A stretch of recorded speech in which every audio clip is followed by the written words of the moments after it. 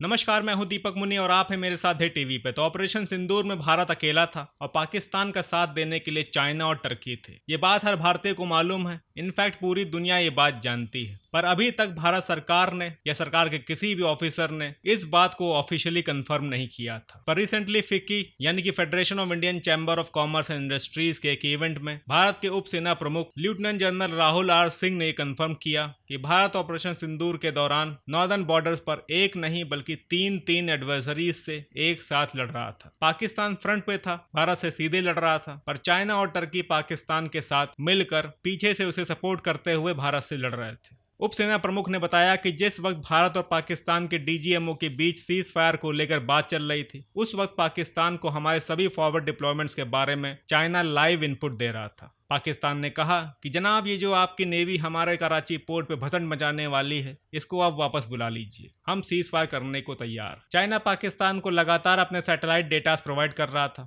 In fact China का involvement Pakistan के साथ इस लेवल पे था कि चाइना पाकिस्तान के लिए आगे की स्ट्रेटजीज भी तय कर रहा था। और ये सब चाइना इसलिए कर रहा था क्योंकि चाइना को इंडिया पाकिस्तान कंफ्लिक्ट में अपने मॉडर्न वेपन्स को लाइव टेस्ट करना था, and that too against various top weapon system of the world, like इनका HQ-9 जो रशियन S-300 की सस्ती कॉपी है। चाइना ने इसको यहाँ पाकिस्तान में टेस्ट किया। इसकी टेस्टिंग हुई against Israeli drones, Russian Sukhoi 30 MKI, France के रफेल्स और इंडो रशियन ब्रह्मोस से, पर यह नामुराद हर जगह फेल हो गया। Chinese HQ-9 air defence system के सामने सबसे वीक कंटेंडर थे इजरायली हेरोप ड्रोन्स, पर इन ड्रोन्स ने ऐसी आसमानी बिजली गिराई कि HQ-9 के परखच्चे उड़ गए। इसी तरह से चाइना ने अपने JF-17 को भी टेस्ट किया। अब ना जाने इसके परखच्चे किसने और कब उड़ाए। खैर, उप सेना प्रमुख lieutenant general Rahul R Singh ने बताया कि पिछले 5 सालों में चाइना ने पाकिस्तान के 81% ऑफ द मिलिट्री हार्डवेयर को सप्लाई किया है। इसलिए भारत पाकिस्तान के 4 दिन की कन्फ्लिक्ट चाइना के लिए कुछ और नहीं बल्कि एक लाइव लैब थी। चाइना यहाँ पर अपनी 36 स्ट्रेटेजम की principle kill with a borrowed knife की स्ट्रेटेजी को फॉलो कर रहा था, जो ये कहती है कि खुद लड़ने के बजाय किसी थर्ड को अपने दुश्मन से लड़ा दो। चाइना में 36 स्ट्रेटेजम एक कलेक्शन ऑफ रूल्स है जो वहां के फेमस एंशिएंट स्कॉलर्स ने लिखी है। फॉर एग्जांपल जैसे सुन जू,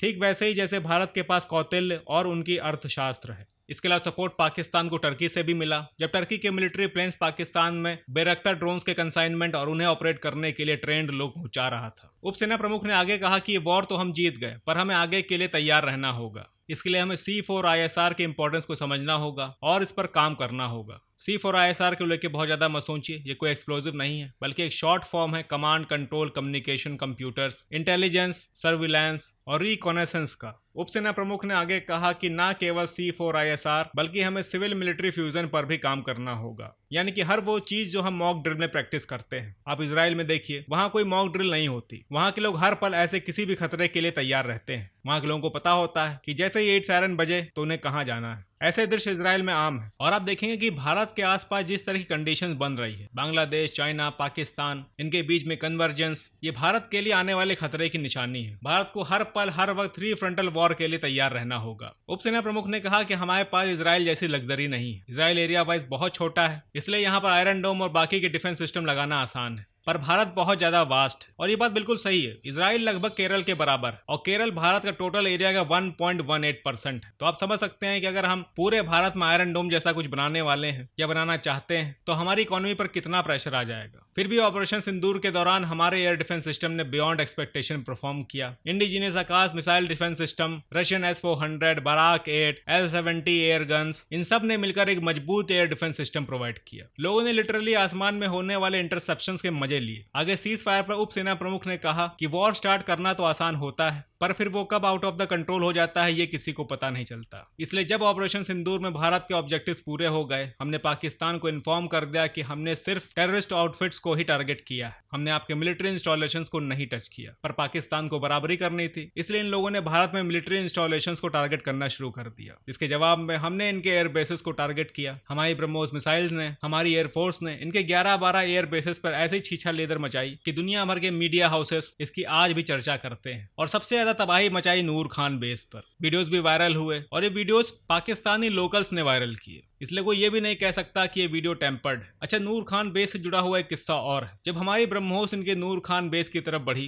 तो इन पाकिस्तानियों के पास सिर्फ 30 से 35 सेकंड थे ये समझने के लिए कि इस इनकमिंग मिसाइल में न्यूक्लियर वॉर हेड है या सिंपल एक्सप्लोसिव। इन 30-35 सेकंडों में इन्होंने समझ तो लिया कि ये मिसाइल न्यूक्लियर नहीं है, पर यह आइडिया इनको सिर्फ इस बात से लगा क्योंकि इन्हें मालूम है कि India no first use nuclear policy follow करता है। और मेरे ख्याल से अब टाइम आ गया है कि इंडिया को अपनी न्यूक्लियर पॉलिसी को नो फर्स्ट यूज से स्ट्रेटेजिक एम्बिग्युइटी की तरफ शिफ्ट कर देना चाहिए ताकि ये गेस करते रह जाएं और काम हो जाए। And I guess that would offer more deterrence, और ऐसा करने से भारत की रिस्पॉन्सिबल न्यूक्लियर स्टेट वाली छवि भी बनी रहेगी। तो फाइनली ये सब होने के बाद पाकिस्तान को एहसास हुआ कि पाकिस्तान ने अगर आगे कदम बढ़ाया तो भारत का अगला पंच तैयार है। भारत अगली बार इनको और तगड़ा मारेगा, कुछ ऐसा जो ये सह नहीं पाएंगे। इसलिए पाकिस्तान की तरफ से भारत के डीजीएमओ को कांटेक्ट किया गया और सीज फायर की अपील की गई। अच्छा, भारत के ऑब्जेक्टिव्स पूरे हो चुके थे, इसलिए भारत सरकार ने सीज फायर के लिए हामी भर ली, क्योंकि आपको पता होना चाहिए जब आपके ऑब्जेक्टिव्स पूरे हो जाएं तो आपको वहीं रुक जाना है। तो फिलहाल के लिए इतना ही, मिलते हैं अगली वीडियो में, तब तक के लिए जय हिंद।